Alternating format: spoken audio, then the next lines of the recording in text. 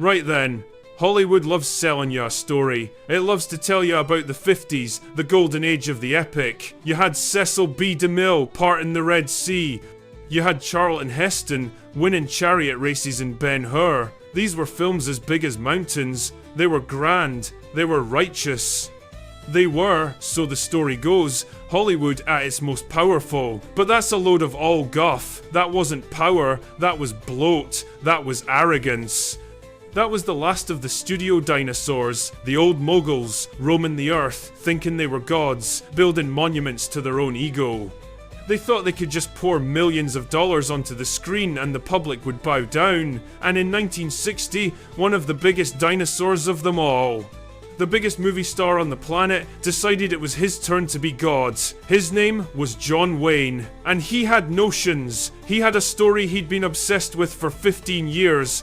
A story he thought was the most important story in American history. He wasn't just gonna star in it, he was gonna produce it, he was gonna direct it, he was gonna pour his entire soul, and as it turned out, his entire fortune into it. Come here to me. The real story, the one with the carry-on, the chaos and the financial ruin, is about how one man's patriotic obsession and pure, uncut arrogance created one of the biggest, most expensive, and most shamelessly desperate films in Hollywood history.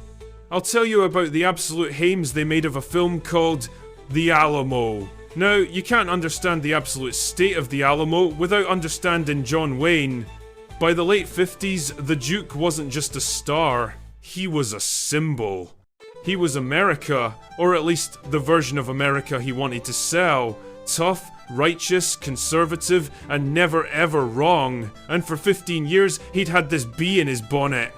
This one story, the 1836 battle in Texas, a handful of fellas holding a fort against an entire army. To him, this wasn't just a battle, it was a sermon. It was a story about liberty and sacrifice and, well, mostly about John Wayne's politics.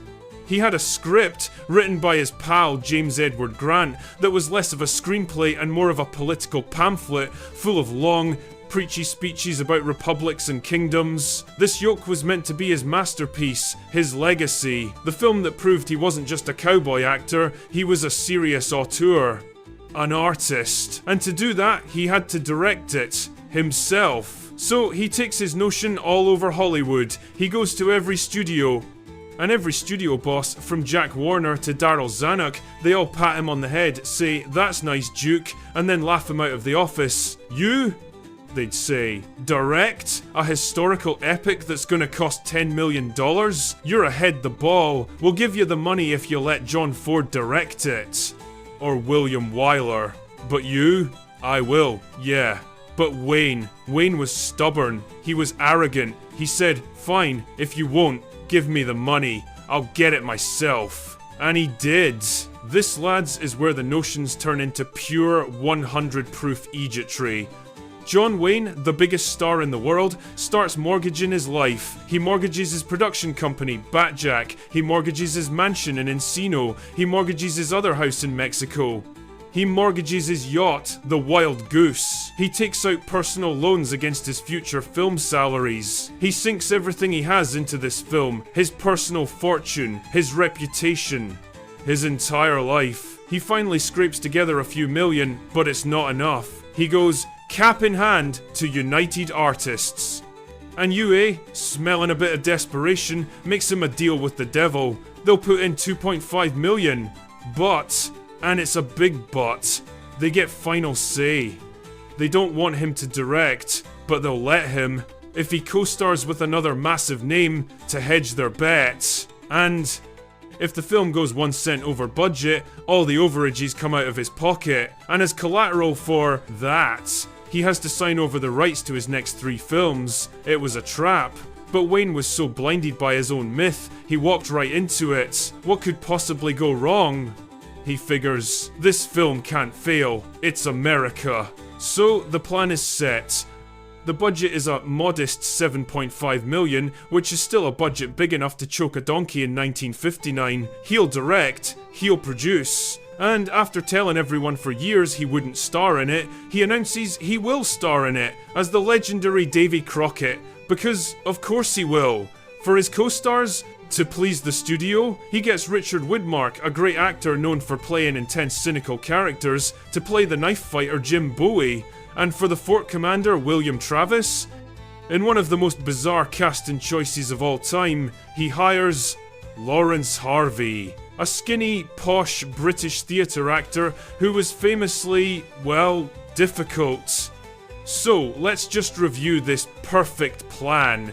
John Wayne, a fella who's never directed a film, is personally bankrolling one of the most expensive movies ever made. He's directing himself. His script is a political speech.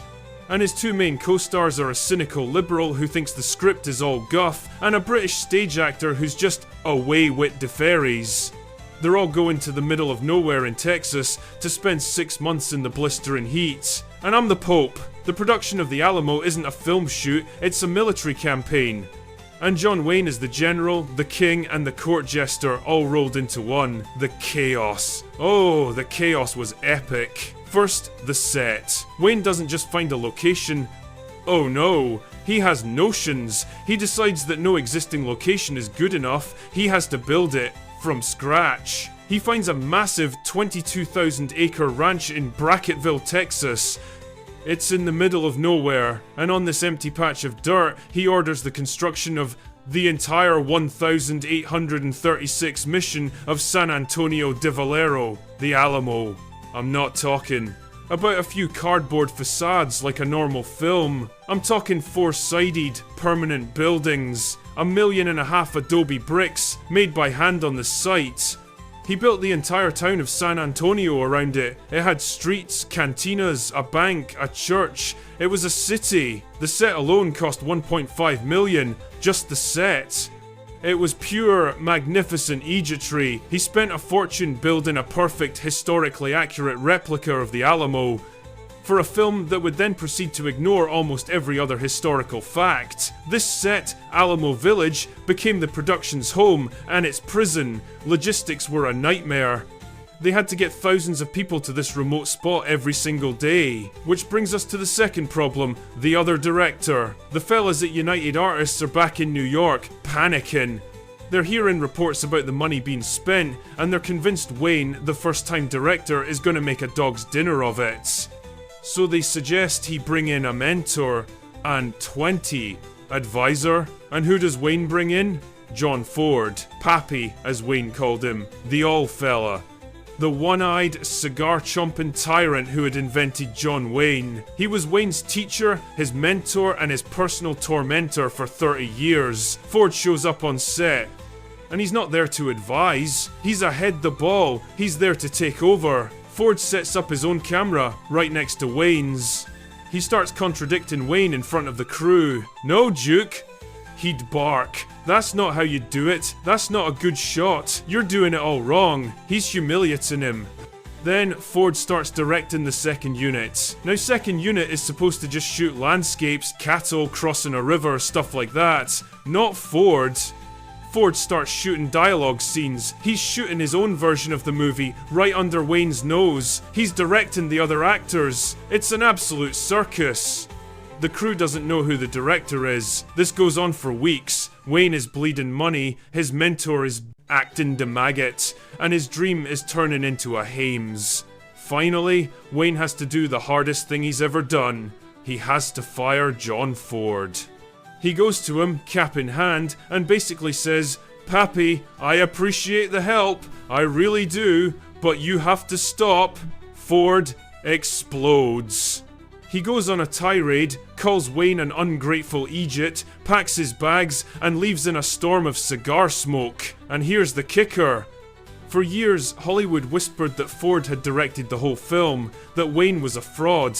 It wasn't true. They looked at the footage Ford shot, and it was unusable. It was all Ford. Low-angle shots of silhouettes against the sky. It didn't match any of Wayne's footage. They threw almost all of it out. So Wayne has survived the war with his mentor. Now he just has to fight the war with his cast. This, lads, is where it gets good. You have Richard Widmark as Jim Bowie. Widmark is a smart fella, a liberal. He reads the script and he is appalled. He thinks it's jingoistic, badly written, right-wing propaganda, which it was. He starts questioning everything. John, he'd say, my character wouldn't say this. This speech about republics makes no sense. And Wayne, who is not a fella for debate, and who is stressed out of his mind about the money, just barks at him. Just say the line, dick. Just say the bloody line. They hated each other. Proper, deep hatreds. Widmark thought Wayne was an arrogant fool. Wayne thought Widmark was a pinko troublemaker. The tension on set between the two leads was so thick you could cut it with Bowie's knife. And then there was Lawrence Harvey as William Travis. Stop the lights. Harvey is a British theatre actor. He's skinny. He's elegant. He's playing the commander of a fort full of roughneck, tobacco-spitting Texans. He's away with the fairies. Completely. He'd show up to the set in the middle of the dusty 100-degree Texas heat and demand that his hotel provide him with Evian water to wash his hair. He'd complain about the dust. He'd complain about the vulgarity of the extras. He treated the whole thing not as a historical epic, but as Shakespeare in the Park. He'd deliver his lines, I shall never surrender or retreat, like he was playing Hamlet. Wayne, the director, would just stare at him, baffled. Cut! For God's sake, Larry, you're not playing a king! You're a fella in a fort. Just say the line. So you have the director, who is also the star, trying to manage a cast where one actor hates him and the other one is on a different planet, and all the while, he's the producer. Every night, after 14 hours in the dust and the heat, directing and acting, he's not sleeping. He's on the phone, to the bankers, to his rich oil buddies in Texas, begging for money. Fellas, he's saying, I'm a little short. The 7.5 million is gone, evaporated. The sheer scale of the thing was eating him alive. He had 7,000 extras for the final battle, 5,000 horses. He had dozens of authentic cannons that actually fired. The final battle scene, the one at the end, was supposed to take a week. It took over a month. The budget just exploded. The 7.5 million was a distant memory. It went to 9 million, then 10 million. The studio, United Artists, is sending him letters every day. You are in breach of contract. We are taking over. Wayne just ignores them. He keeps shooting. He keeps spending. By the time the film finally wraps, months behind schedule, the final cost is $12 million. $12 million in 1960. That's Ben-Hur money. That's Cleopatra money. And it's all his money. He is personally on the hook for almost $5 million in overages. He had built his monument, and it had buried him. So, the film is in the can. Wayne is financially ruined, but he's proud. He's done it. He's made his masterpiece. He goes into the editing room, and the first cut, the director's cut, is 4 hours and 30 minutes long. He laughs 4.5 hours of fellas in coonskin caps giving speeches about democracy. Even Wayne knows this is madness. He cuts it down. And down. The roadshow version, the one they'll release with an intermission, is 3 hours and 40 minutes long. It premieres in San Antonio, Texas. The biggest party the state has ever seen. The governor is there. All of Wayne's rich buddies are there. It's a massive, flag-waving, patriotic event. And then they show it to the critics. And it is a bloodbath. The critics don't just dislike it, they despise it. They call it boring, bloated, self-important, pompous. They say it's not a movie, it's a civics lesson. They say the action is grand, but you have to wait 3 hours for it. They mock the script, the preachy speeches. They mock Wayne's flat, lifeless directing. Time magazine calls it a 12 million sleeping pill. The public, they're not much kinder. This is 1960. The year of Psycho. The year of the apartment. Audiences are looking for something new, something fast, something smart. They are not looking for a 4-hour sermon by John Wayne. The box office. It's a disaster.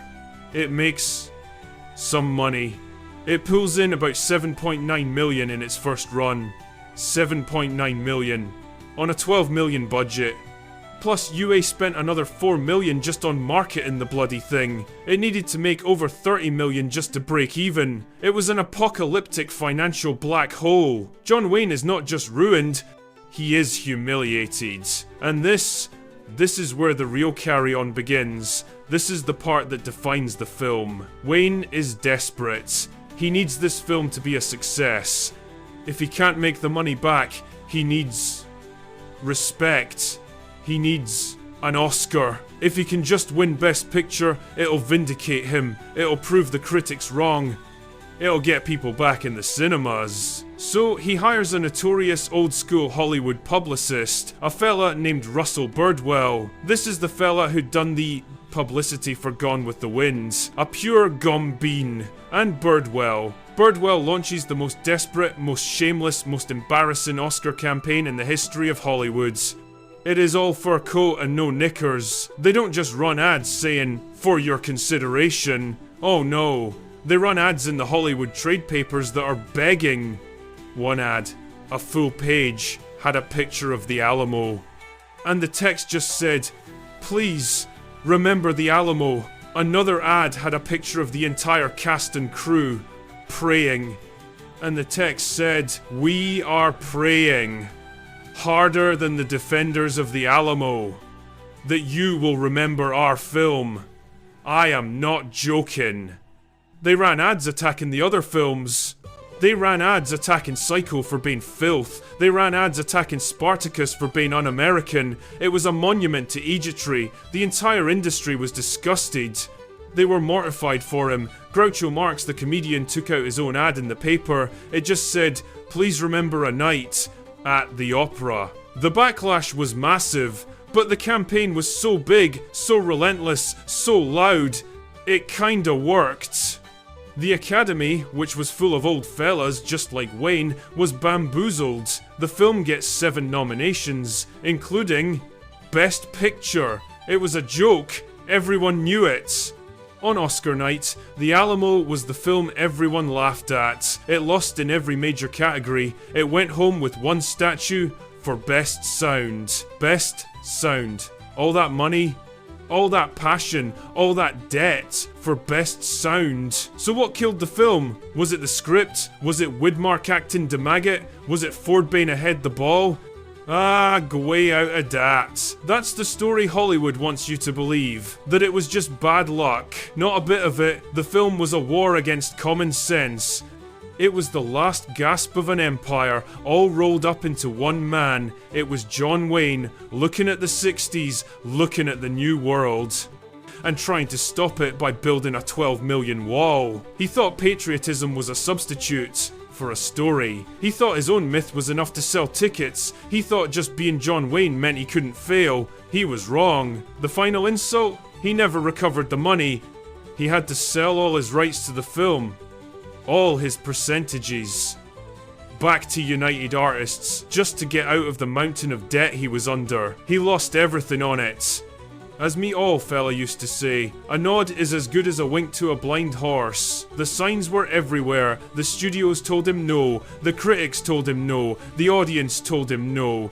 But the horse was blind, and he marched right off the cliff. So now you know the real story of the Alamo, not the legend he tried to sell ya, not the patriotic masterpiece.